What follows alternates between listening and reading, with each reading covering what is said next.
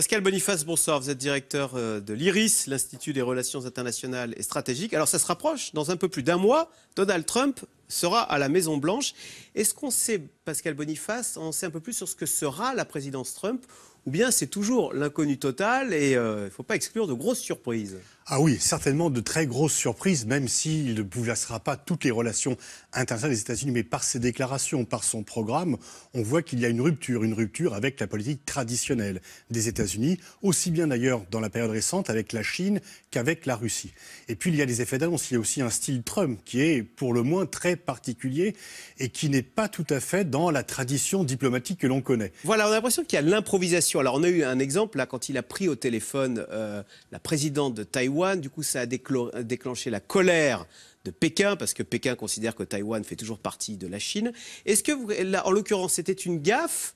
Ou bien non, il le fait parce qu'il dit, après tout, moi, l'Amérique a le droit d'avoir des relations avec Taïwan et n'a pas demandé l'autorisation à Pékin. Là, on peut penser que c'est assumé parce qu'il a dit déjà que la Chine était un pays qui ne lui faisait pas beaucoup confiance. Il veut monter les taxes, il rend la Chine responsable de la crise sociale aux États-Unis. Il veut monter les taxes pour les produits chinois qui sont exportés aux États-Unis.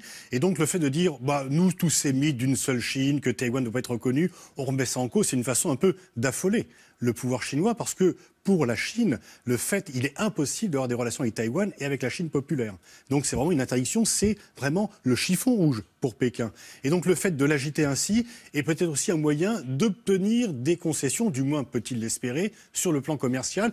Et ça vient flatter les instincts, disons, un petit peu hostiles à la Chine qu'il y a dans une grande partie de l'opinion américaine. Mais vous qui êtes un spécialiste de la diplomatie, vous direz, ça marche là, ces coups de poker, là, à la Khrouchtchev, là, ces coups de menton, ce coup de testostérone contre la Chine, ou bien on joue à un jeu dangereux avec ça? Et il ne faudrait pas que les deux premières puissances du monde s'amusent comme ça à se frotter. Bien sûr, on joue un jeu dangereux, y compris pour l'économie américaine, qui ne peut pas vivre en coupant les relations qu'ils ont avec les Chinois. Si tout d'un coup, la Chine achète d'acheter des Boeing, Airbus s'en portera très bien, mais l'économie américaine beaucoup plus mal. Et donc, effectivement, ce type de déclaration un peu à l'emporte-pièce en disant on met un grand coup de pied dans la fourmilière et puis on verra ce qui se passe après, ça peut marcher dans la campagne électorale, on peut se faire élire comme cela.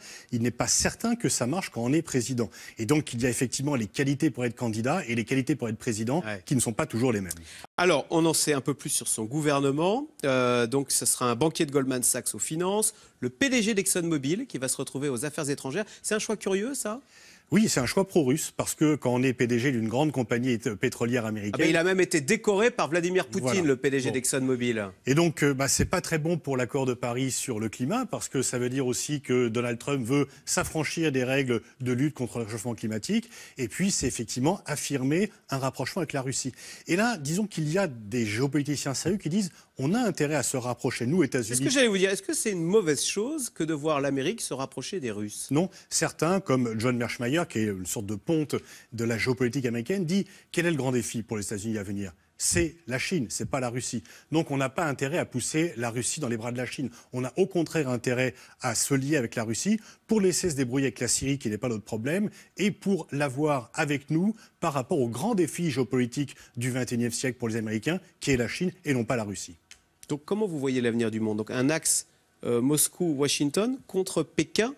D'ailleurs, il a donné des coups de menton contre Pékin et il flatte massivement. Oui, c'est effectivement un peu ce rapprochement. C'est finalement l'inverse de ce qu'avaient fait Nixon et Kissinger en 1971, qui s'étaient rapprochés de la Chine pour isoler l'Union soviétique. Parce qu'à l'époque, la superpuissance était l'Union soviétique.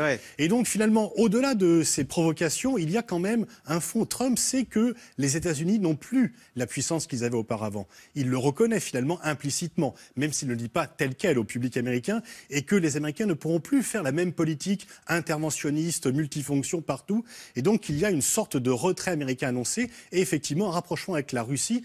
Ce qui risque d'ailleurs de voir les États-Unis lever les sanctions à l'égard de la Russie avant que les Européens ne le fassent, alors que les Européens ont pris ces sanctions fortement à la demande des États-Unis. Et alors, c'est ce que j'allais vous dire. Nous, dans cette affaire-là, on est quoi? On est quantité négligeable pour Trump et quel positionnement adopter vis-à-vis de ce Trump qui a l'air de dire je veux un peu me retirer du monde des affaires du monde. Oui, et surtout me retirer de l'OTAN, que les Européens se débrouillent eux-mêmes. Et donc, ça nous met en face de nos responsabilités à nous. Il va falloir défendre les l'Estonie, défendre la Pologne, etc. Oui, elles ne sont pas forcément menacées autant que l'OTAN le dit. Ce sont les atlantistes, finalement, qui sont les plus décontenancés. Parce que font confiance à Washington, pensent que Washington est le meilleur allié, qu'on doit suivre Washington, et tout d'un coup, on a un président des États-Unis qui dit finalement, débrouillez-vous par vous-même. Et un peu comme les pires staliniens étaient décontenancés lorsque Gorbatchev est arrivé au pouvoir, ce sont les ultra-atlantistes qui sont un peu perdus par rapport à cette nouvelle politique de Trump, qui a encore beaucoup d'inconnus, et il faut aussi voir quand même, il y a les structures. Il y a les structures, le Pentagone, la CIA, ce qu'on appelle l'appareil de Washington, qui ne permettra peut-être pas à Trump de faire tout ce qu'il le veut, de même que Barack Obama n'a pas pu faire tout ce qu'il voulait lorsqu'il arrivait au pouvoir. Qu'est-ce que vous voulez dire? Vous voulez dire que finalement on a l'impression qu'avec Trump, on peut s'attendre à tout, mais pas tant que ça, parce qu'il y a quand même des contre-pouvoirs aux États-Unis. On peut destituer un président américain. Il y a le Congrès qui peut le cadenasser. Oui, mais le Congrès lui sera favorable. Il y a la force de l'habitude des structures anciennes qui vont donc tout faire pour que les changements, l'OTAN, ça compte quand même beaucoup, le Pentagone est très fort, et donc toutes ces structures de sécurité et l'air commun que l'on respire à Washington, dont Barack Obama s'était lui-même plaint d'ailleurs, va tout faire pour que les changements soient les moins importants possibles. Donc une bataille va s'engager entre Donald Trump qui vaut un peu tout révolutionner et les structures existantes qui veulent tout garder. D'ailleurs, il avait dit de nettoyer Washington des lobbies. On voit qu'en mettant un banquier de Goldman Sachs ce n'est pas la voie qu'il prend, effectivement, pour les aspects économiques. Pour les aspects stratégiques, c'est un peu différent. Les aspects économiques, est-ce qu'on ne crie pas au loup?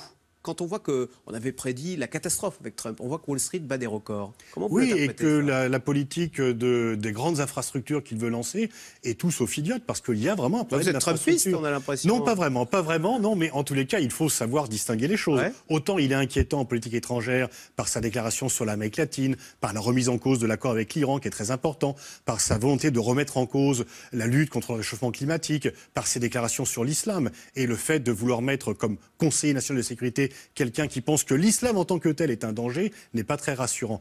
Mais s'il veut lancer des grands travaux pour réhabiliter les infrastructures, ponts, autoroutes, ports américains, dont les entreprises européennes peuvent d'ailleurs profiter, ceci va plutôt dans le bon sens. Donc tout n'est pas à jeter dans ce que fait Trump, même si on peut être inquiet sur de nombreux sujets. Donc en matière de politique étrangère, vous disiez l'islam est vu comme étant un danger à Washington. Ça veut dire quelle sera la position de Trump vis-à-vis de Daesh et dans le dossier syrien? Alors, si tenté d'ailleurs qu'il y ait un rapprochement avec la Russie sur ce dossier. Alors il dit qu'il va régler ça en 30 jours, ça sera peut-être un peu plus compliqué que ça. Là aussi, les discours de campagne vont se heurter aux réalités stratégiques, mais il peut être tenté de passer un accord avec Moscou pour dire c'est chez vous, en Syrie vous êtes chez vous, vous vous en occupez, et nous on se retire, parce que ce qui est certain, c'est qu'il n'a pas envie de se lancer dans de nouvelles interventions dont ils ont en commun avec Barack Obama de penser que les interventions militaires américaines récentes n'ont pas contribué à améliorer la situation des États-Unis. Mais il a dans son équipe des gens qui sont beaucoup plus interventionnistes et qui pensent que l'on peut régler les problèmes politiques par des solutions militaires. La France, pour Donald Trump, c'est quoi? C'est un pays... C'est pas grand-chose, manifestement. Il faudra bien qu'il se rende compte qu'elle existe, mais c'est aussi à la France de se signaler. En tous les cas, ce n'est pas la peine d'attendre de Washington quoi que ce soit. C'est aussi, comme vous l'avez dit, un défi pour les Européens. C'est peut-être enfin le moment de s'organiser par nous-mêmes pour faire ce que l'on dit vouloir faire depuis longtemps, et sans jamais vraiment le mettre en œuvre, un vrai pilier européen de la défense. Et oui, puisqu'il a dit que dans le cadre de l'OTAN, maintenant, les pays qui voudraient bénéficier du bouclier de l'OTAN devraient payer pour obtenir cette protection. Nous payons déjà, et c'est vrai que les Américains nous poussent un peu à augmenter nos dépenses militaires, y compris d'ailleurs à acheter des armes américaines, mais en tous les cas, ce que pensent aussi d'autres gens, c'est que l'Europe n'est pas en danger, qu'il n'y a pas, que la Russie n'est pas aussi menaçante que cela, parce qu'elle est sur le déclin démographique et qu'elle ne va pas envahir la Pologne. Merci beaucoup Pascal Ponifas, donc directeur de l'IRIS, l'Institut des Relations Internationales et Stratégiques. Restez avec nous tout de suite. Caroline Roux, c'est dans l'air, qui revient sur les tensions très fortes qui ont éclaté cette semaine entre Marion Maréchal Le Pen et Florian Philippot. C'était au sujet de l'IVG. Le Front National était miné de l'intérieur par ces deux courants irréconciliables. C'est tout de suite. C'est dans l'air, Caroline Roux.